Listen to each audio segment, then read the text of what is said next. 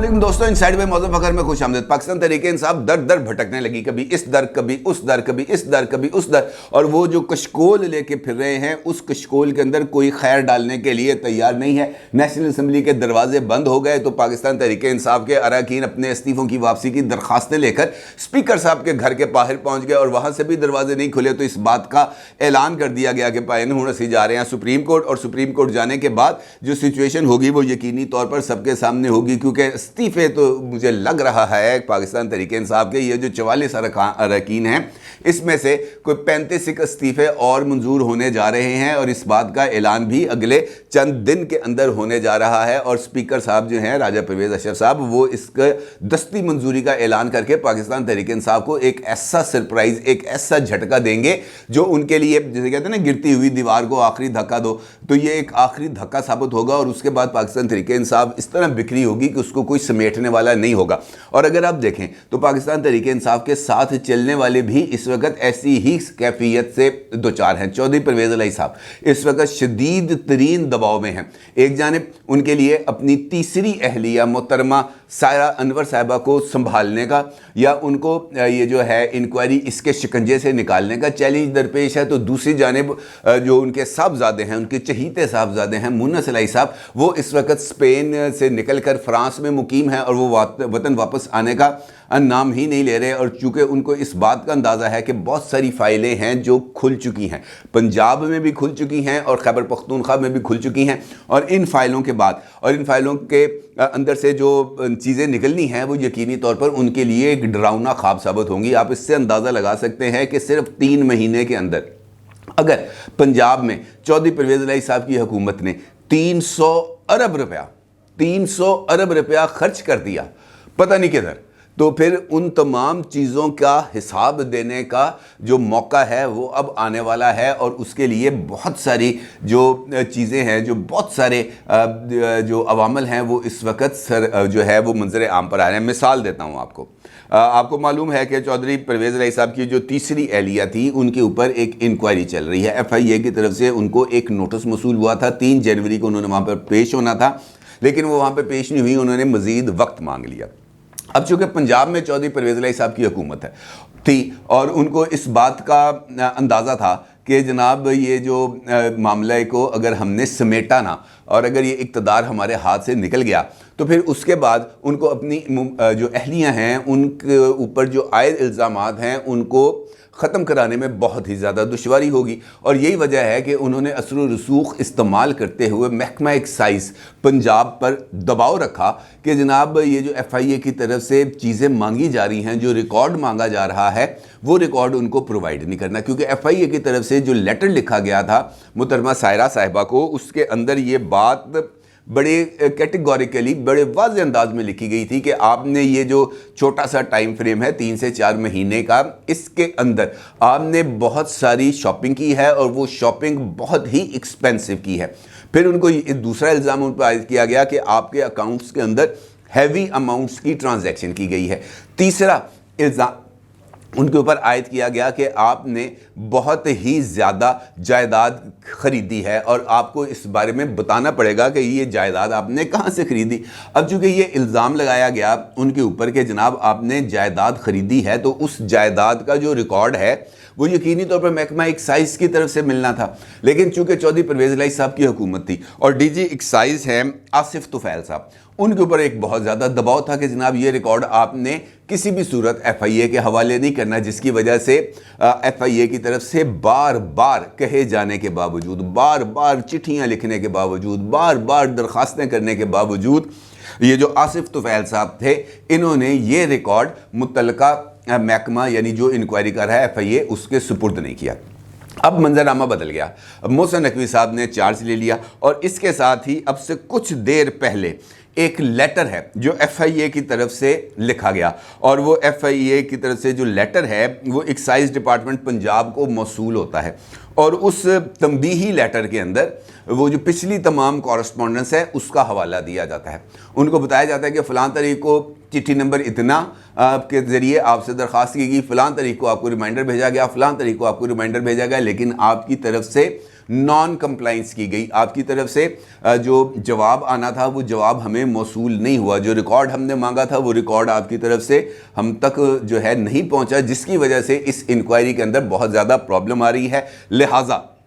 अब अगर आपने इस फाइनल कॉल के बाद वो जो रिकॉर्ड है वो एफआईए के हवाले नहीं किया, मुसद्दका रिकॉर्ड अगर आपने एफआईए के हवाले नहीं किया, तो फिर आपके खिलाफ भी इंक्वायरी शुरू हो जाएगी, जिसके बाद जनाब एक्साइज डिपार्टमेंट में थरथल्ली मच गई है, हटो बच्चों की वहाँ से आवाज़ें आ रही हैं, और जो रिकॉर्ड है उसको फौरी तौर पर फाइलें खोल खोल के कंप्यूटराइज्ड रिकॉर्ड निकाल नकूल के उसके प्रिंट आउट्स लिए जा रहे हैं, उस पर मोहरें लगाई जा रही हैं, दस्तखत कराए जा रहे हैं, ताकि ये एक सील बंद लिफाफा एफआईए के हवाले किया जाए और उसके बाद एफआईए जाने और चौधरी परवेज़ इलाही साहब जाने, और जो है आसिफ तुफैल साहब वो कहते हैं जनाब मेरी तो इस शिकंजे से जान छूटे। अब इसके साथ साथ जो दूसरा मामला है वो मुन्ना सलाई साहब का, एफआईए की एक और तहकीक से इस बात का, एक और इंक्वायरी से मुन्ना सलाई साहब के हवाले से भी कुछ इस तरह की चीज़ों का इंकशाफ हुआ है कि बड़ी हैवी अमाउंट्स की ट्रांजैक्शन हुई है, पंजाब असम्बली के जो पीएनस हैं उनके अकाउंट्स में पैसे आए और उसके बाद वो चौधरी मुन्ना सलाई के अकाउंट में गए।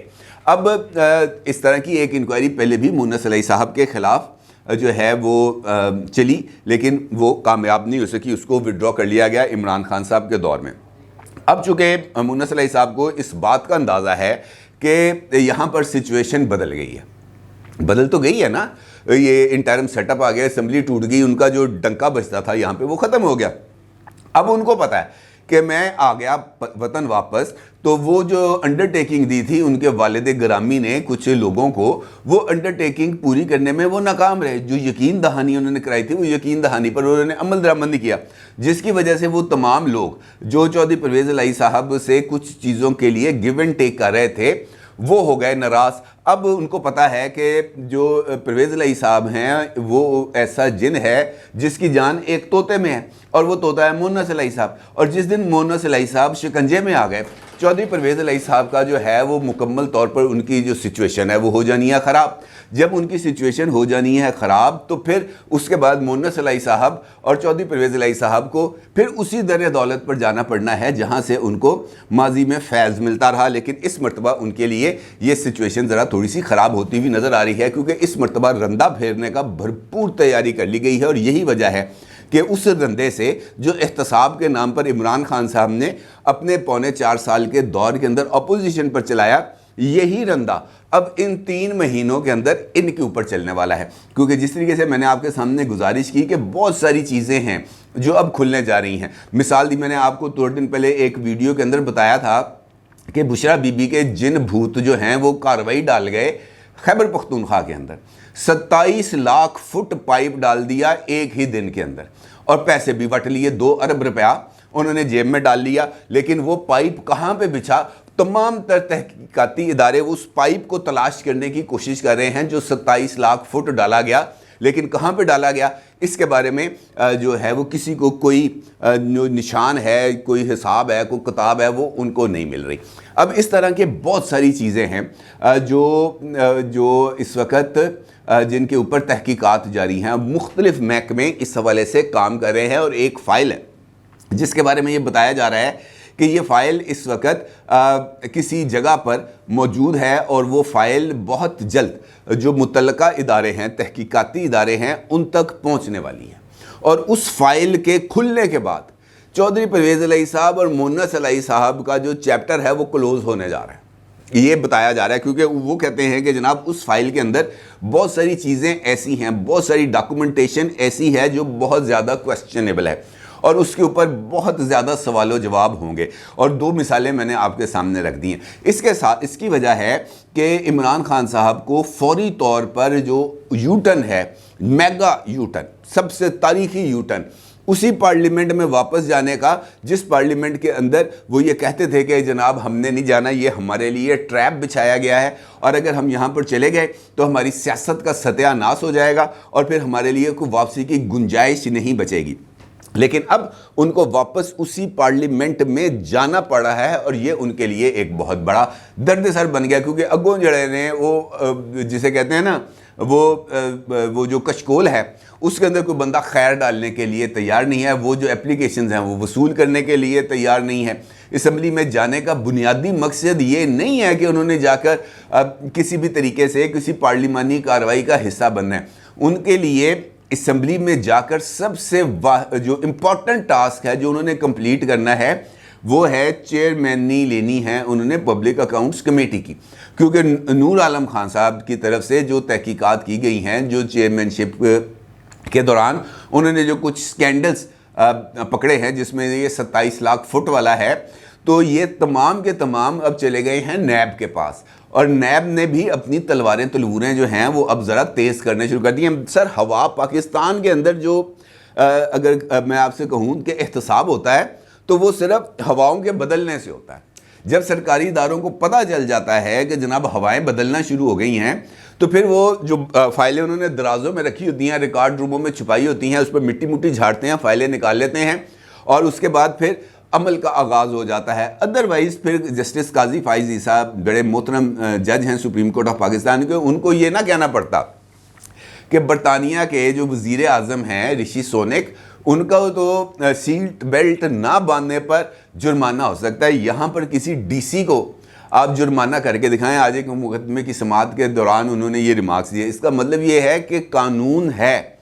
अमल दरामद नहीं है। इदारे हैं लेकिन वो काम करने के लिए तैयार नहीं हैं। स्ट्रक्चर मौजूद है लेकिन वो इस हद तक शिकस्ता और बुसीदा हो चुका है कि आप उस स्ट्रक्चर के ऊपर ज़्यादा वज़न डालने के लिए तैयार नहीं हो सकते। और इस सारे सिनेरियो के अंदर ये जो सियासी कड़मस मच गया है, ये जो एक इकोनॉमिक कंडीशंस इतने बुरे तरीके से ख़राब हो रही हैं, इसके नतीजे में कोई भी बंदा इस वक्त इस काम के अंदर हाथ डालने के लिए तैयार नहीं है। और यही वजह है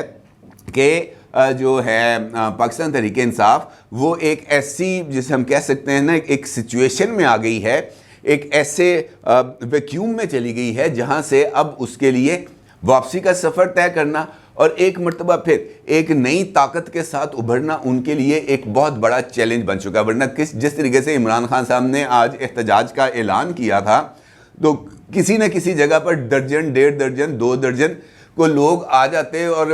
जो गवर्नर हाउस है जहाँ पर मोहसिन नकवी साहब ने जो हल्फ लिया चीफ मिनिस्टर का, उसके बाहर नुमाइशी तौर पर ही 1.5-2 दर्जन लोग आके खड़े हो जाते, को प्ले कार्ड्स पड़े होते, को नारे लगाए होते, तो पता चलता कि यार इमरान खान साहब जो है जो ऐलान कर रहे हैं उस ऐलान पर वो कोई पैरा भी दे सकते हैं। लेकिन ऐसा करने में इमरान खान साहब और उनकी जमात लाहौर में होने के बावजूद बुरे तरीके से नाकाम रही। वजह क्या है कि वो तमाम सपोर्ट जो सिस्टम उनको प्रोवाइड करता था, जो 2 सूबाई हुकूमतें उनको प्रोवाइड करती थी, जो आज़ाद कश्मीर और गिलगित बल्तिस्तान की हुकूमतें उनको प्रोवाइड करती थी, उनकी जेब से तो धेला नहीं लगता था। मेरे और आप ही के पैसे लगते थे ना, पंजाब से, खैबर पख्तूनख्वा से, आज़ाद कश्मीर से, गिलगित बल्तिस्तान से। जो पुलिस यहाँ पे 600-600 बंदा यहाँ पे मौजूद था, ये इसी वजह से मौजूद था कि जनाब इमरान खान साहब की को सिक्योरिटी देनी है। लेकिन अब ये जो तब्दीली आ गई है, इसने ये जो सपोर्ट इमरान खान साहब को सिस्टम के अंदर से मिल रही थी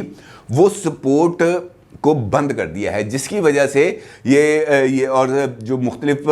ताकत के मराकज़ हैं वो भी जब खुल के सामने आए और वाज़े तौर पर पैगाम दे दें कि हम अभी मौजूद हैं, हंसी अड्डे मरे मुक्के नहीं कि आपको जवाब न दे सके, तो फिर मैसेज बड़ा लाउड एंड क्लियर है कि ये जो आप कशकोल लेके फिर रहे हैं ये खाली रहेगा और अब इदारे अपना काम करेंगे। जो फाइलें बंद हैं वो खुलेंगी, जो केसेस बंद थे वो फास्ट ट्रैक होंगे, जो एहतसाब है वो होगा और इस सारे चक्कर के अंदर जो खेस आखिरकार खींचा जाएगा वो चौधरी परवेज़ इलाही साहब ही इस सारे मामले के अंदर रगड़े में आएंगे और बड़े भरपूर अंदाज में रगड़े में आएंगे। और यही वजह है कि आप जो बहुत ज़्यादा फ्रस्ट्रेशन है वो आप देख रहे हैं। और ख़ास तौर पर मोहसिन नकवी साहब की अपॉइंटमेंट पे जिस तरीके का रद्द-ए-अमल दिया